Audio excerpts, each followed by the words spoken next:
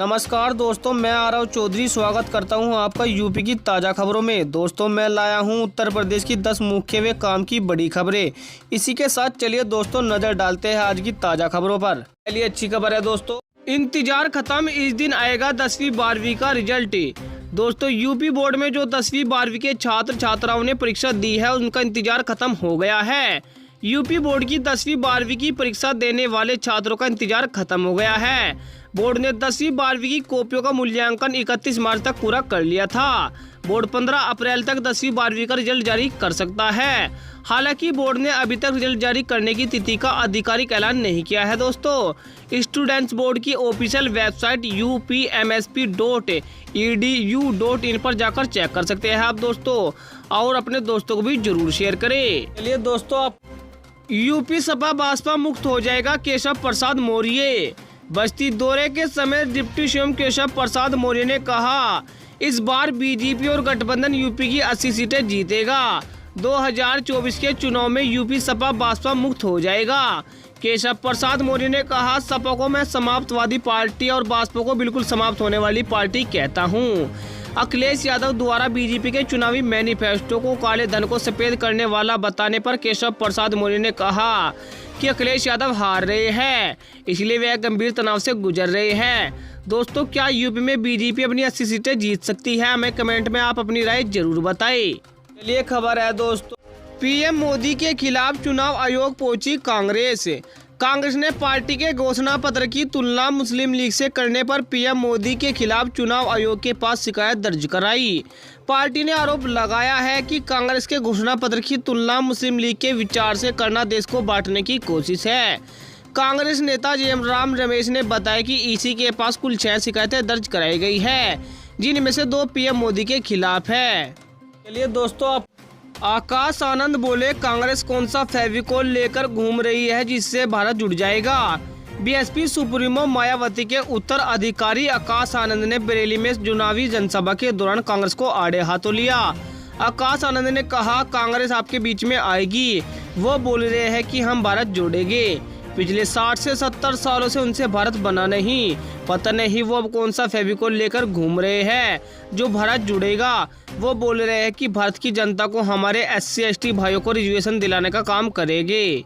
चलिए खबर है दोस्तों, प्रिया पटेल बोली, सीटों के फेर में ना पड़े, कोई टक्कर में नहीं है। एनडीए के जनसंपर्क अभियान के तहत केंद्रीय मंत्री अनुप्रिया पटेल ने मिर्जापुर में लोगों को संबोधित किया। इस दौरान उन्होंने कहा कि पीएम मोदी के नेतृत्व में इस बार एनडीए हैट्रिक लगाने जा रही है। 10 वर्षों में हमने जनता के बीच रहकर कार्य किया है। यूपी की सभी 80 सीटों पर हमारी जीत होगी। अनुप्रिया पटेल ने कहा कि सीटों की गिनती के फेर में ना पड़े, कोई टक्कर में नहीं है। दोस्तों, क्या एनडीए यूपी में हैट्रिक लगाएगी? हमें कमेंट में आप अपनी राय जरूर बताएं। चलिए दोस्तों, कांग्रेस के 3 वादे जिनकी तुलना बीजेपी ने मुस्लिम लीग के घोषणा पत्र से की। बीजेपी ने कांग्रेस के 2024 घोषणा पत्र और मुस्लिम लीग के 1936 के घोषणा पत्र की आपस में तुलना की है। इसके अनुसार 1936 में मुस्लिम लीग के मैनिफेस्टो में मुस्लिमों के लिए शहरिया व्यक्तिगत कानून की रक्षा, बहुसंख्यकवाद के खिलाफ लड़ाई और मुस्लिमों के लिए स्कॉलरशिप की बात है। कांग्रेस के घोषणा पत्र में अल्पसंख्यकों के लिए कानून, बहुसंख्यकवाद के लिए कोई जगह नहीं और मुस्लिम छात्रों की स्कॉलरशिप की बात है। तो दोस्तों, खबरों में आगे बढ़ने से पहले आपसे एक छोटी सी गुजारिश है। दोस्तों, अगर आप उत्तर प्रदेश के रहने वाले हैं तो यूपी न्यूज को सब्सक्राइब करके बेल आइकन दबाएं, क्योंकि आपको अपने उत्तर प्रदेश की ताज़ा व बड़ी खबरें व मुख्य समाचार हमारे चैनल यूपी न्यूज पर रोजाना देखने को मिलते रहेंगे। और साथ ही दोस्तों, इस वीडियो पर एक लाइक और एक प्यारी सी कमेंट में हमें यह जरूर बताएं आप वीडियो कौन से जिले से देख रहे हैं। चलिए दोस्तों, आपका टाइम वेस्ट न करते हुए सीधा बढ़ते हैं खबरों में। और आज की अगली बड़ी खबर है दोस्तों, राहुल गांधी बोले, वनवासी बनाकर आपकी हिस्ट्री मिटाना चाहती है बीजेपी। राहुल गांधी ने धनौरा की चुनावी सभा में आदिवासी समाज को लेकर बड़ा बयान दिया है। राहुल गांधी ने कहा, यहाँ आदिवासी वर्ग के काफी लोग हैं।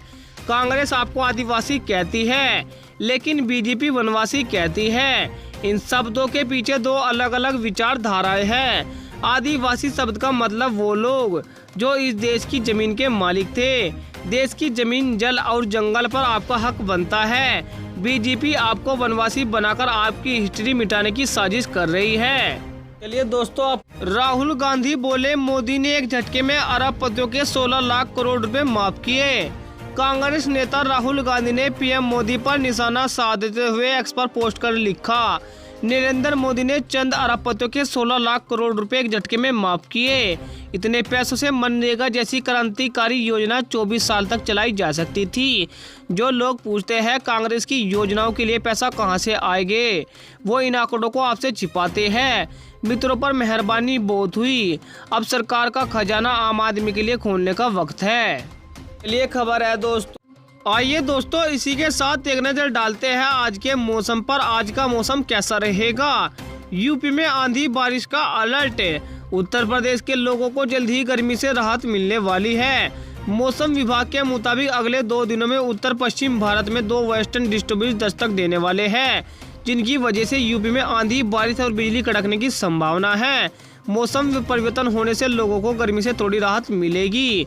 यूपी के अलावा दिल्ली, हरियाणा, पंजाब व राजस्थान में हल्की बारिश के आसार जताए गए हैं। चलिए दोस्तों, आप राहुल गांधी बोले आदिवासी इस देश के और जमीन के पहले मालिक है। कांग्रेस नेता राहुल गांधी ने आज सिवनी एमपी में एक रैली को संबोधित किया। इस दौरान उन्होंने कहा कि आदिवासी इस देश के और इस जमीन के पहले मालिक है। आदिवासी मतलब वो लोग जो इस देश के इस जमीन के पहले मालिक थे। आप पहले मालिक थे तो जमीन, जल, जंगल, देश के धन पर आपका हक बनता है। राहुल गांधी ने कहा वनवासी का मतलब वो लोग जो जंगल में रहते हैं। वनवासी शब्द के पीछे एक विचारधारा है। चलिए खबर है दोस्तों, भाजपा ने घोसी सीट से घोषित किया प्रत्याशी। मऊ जिले की घोसी लोकसभा सीट से भाजपा ने पूर्व सांसद बालकृष्ण चौहान को प्रत्याशी बनाया है। हाल ही में बालकृष्ण चौहान कांग्रेस छोड़कर भाजपा में शामिल हुए थे।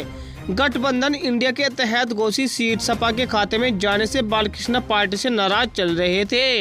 इस सीट पर सपा ने पार्टी के राष्ट्रीय सचिव राजीव राय को उम्मीदवार बनाया है। चलिए दोस्तों, आप यूपी के अलीगढ़ जिले में डॉक्टर और वार्ड बॉय के बीच हुई मारपीट वीडियो हुआ वायरल।